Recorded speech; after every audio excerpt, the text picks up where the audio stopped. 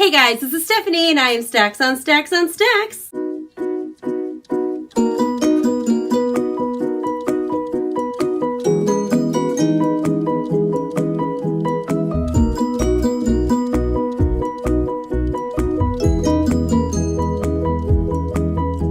Today I am coming to you guys with my January book haul, and I'm so excited. I feel like I haven't had a book haul in a while because I haven't been allowed to buy books.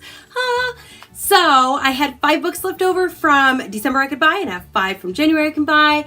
And so I have a little bit of an unboxing, a few books I bought for myself, a few books that I trickled in after Christmas, and then some that I have from book boxes. So I'm just gonna get into them. So from my January unboxing, and I will link my January and December unboxings down below, and you can check out, I'll go more detail in these books then, but first one I have is Foolish Hearts by Emma Mills. And I believe this is kind of a funny YA, like high school story about enemies becoming frenemies and blah, blah, blah, blah, blah.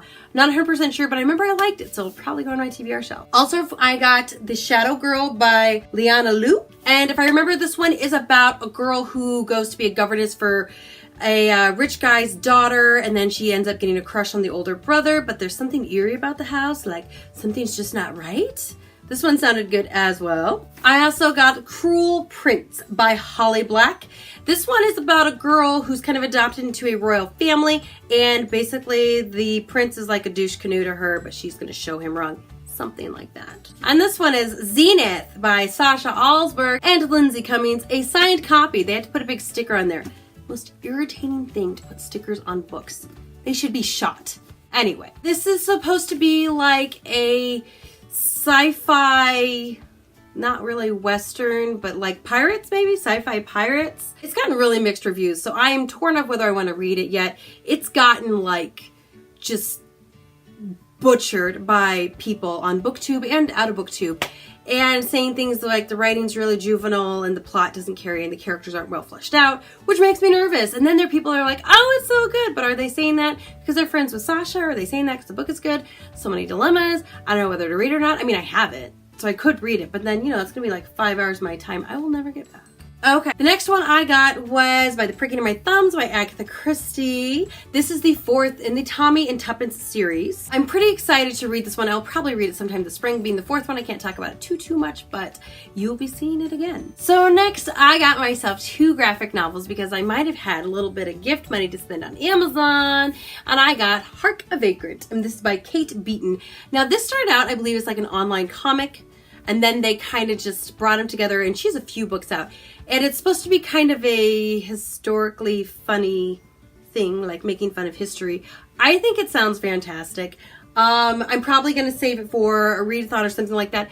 By the way, are there any readathons that are like just for graphic novels? Because I kind of want to do one. I want to do a readathon that's just for graphic novels, like a 2-day one, and read as many as I can read. Something like that. If you know anything about that, tell me down below. Other graphic novel I got, and I'm ridiculously excited about it. I have started it, but it's a big one, so I haven't finished it yet. Is My Favorite Thing is Monsters. This is by Emile Ferris, and I can't remember who told me about this. Possibly Literate, I think. I think that's who told me about this. I don't want to give anything away, but the drawings are all done in ballpoint pen, so I'm going to show you quickly so you can see. All of that is like ballpoint pen, and then look closer, and it looks like it's on like lined paper, but you can't read it before because that was in the middle, and you're not allowed to do that. But it was so beautiful. I wanted to find a page that looked like it wasn't going to spoil anything to show you. I'm only like, I don't know, like 30, 40 pages in, like I just started, and it's pretty big. It's just beautiful. Like, the story is beautiful and the art is beautiful, and I get really excited about it. But I want to hold off. I want to save it for like a readathon or something like that. Though I did read, what, like 7 graphic novels last month, so I'm like, I might need to slow that down. I think my goal was 20, and I think I'm going to hit that pretty fast. But maybe I just need to read more graphic novels, and that's just what it is. I don't know. But I'm super excited about this. If you've read this, tell me down below. I want feedback, but I don't think I've heard anything negative. It's basically about a girl who imagines her, like a girl who's like, I think she's 13 or 15. She imagines herself a detective going around New York and solving murders and whatnot, but not just a normal detective, a detective who's also a monster. And I believe most of this is in her imagination and in her brain, and well, I think that just sounds great. Okay, now for the unboxing, or unbagging, I guess. And actually, I ordered these books, like I actually bought them. So I know what these are. These are not a surprise to me at all. I don't know which is which though. Ooh, I know what this one is now. Ooh, got a little card. It's Hyperbole and a Half by Allie Brosh. Now I read this. I think I put it under my favorite like comedy reads or graphic novels or something. I got it used. It's a little bent in the corner, but you know, for $5, I'm not going to complain about that.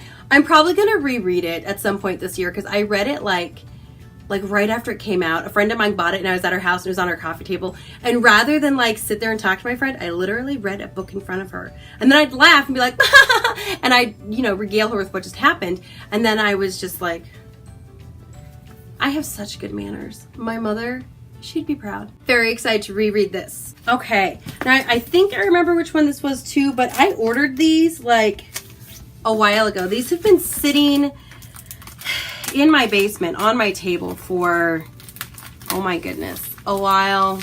Open this without cutting myself. Ah, I remember now. Ooh, I like the feel of this book. I like the look of this book too. This is so pretty. The Thrilling Adventures of Lovelace and Babbage by Sidney Pagdu. This one I heard about on April Sarah's channel, and I actually started reading it like 2 months ago. My library doesn't have it, and they had it on ebook, and I realized I don't really like to read graphic novels on ebook.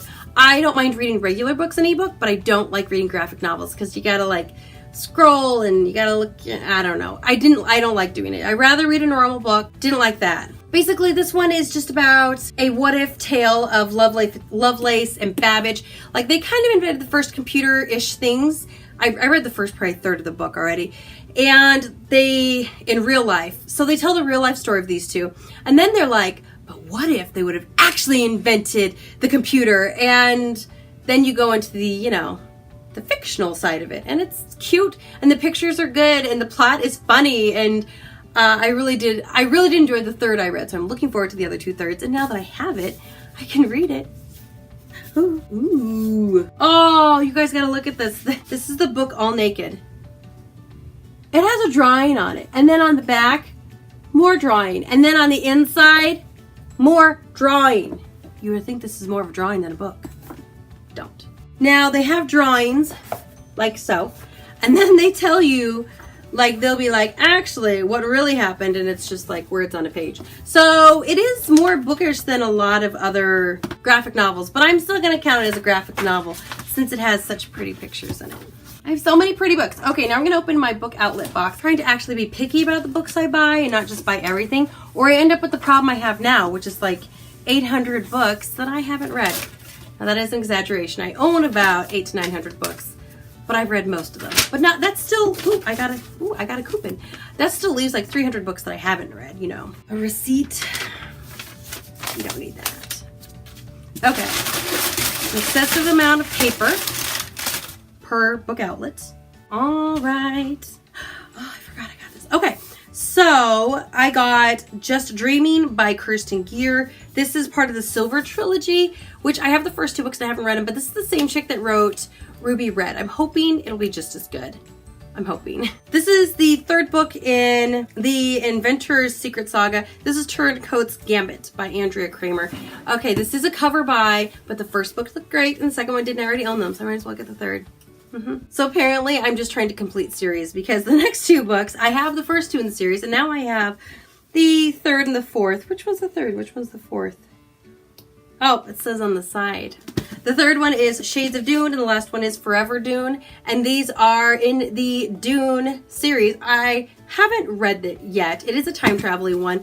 It is one that I will probably, I don't know when I will be reading it, but I will probably read it at some point. Not just because the books are beautiful, because I think the books are beautiful, but because it is a time travel book and it's in Ireland and it kind of sounds like Brigadoon, which is a really, really fun musical with Gene Kelly and Sid Charisse. You should watch it if you can find it anywhere. So I have it. You can come over to my house and watch it.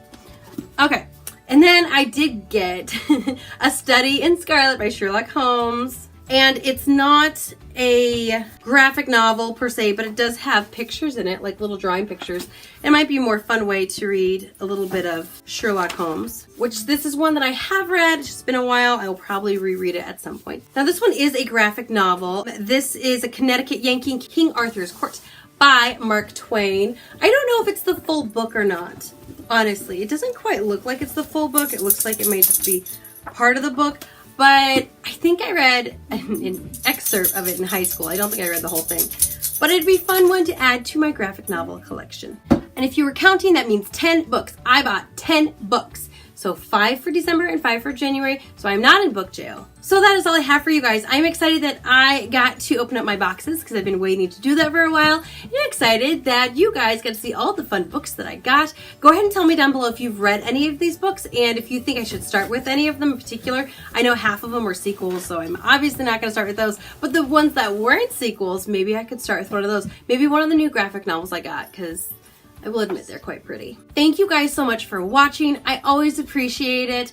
Please feel free to like, please feel free to subscribe, and also leave me a comment down below. I love your comments. They're the best. I respond to comments. I think you guys are so amazing. I post videos on Tuesdays and Fridays, so you can always find me here then. I'll look forward to seeing you at that time. Goodbye.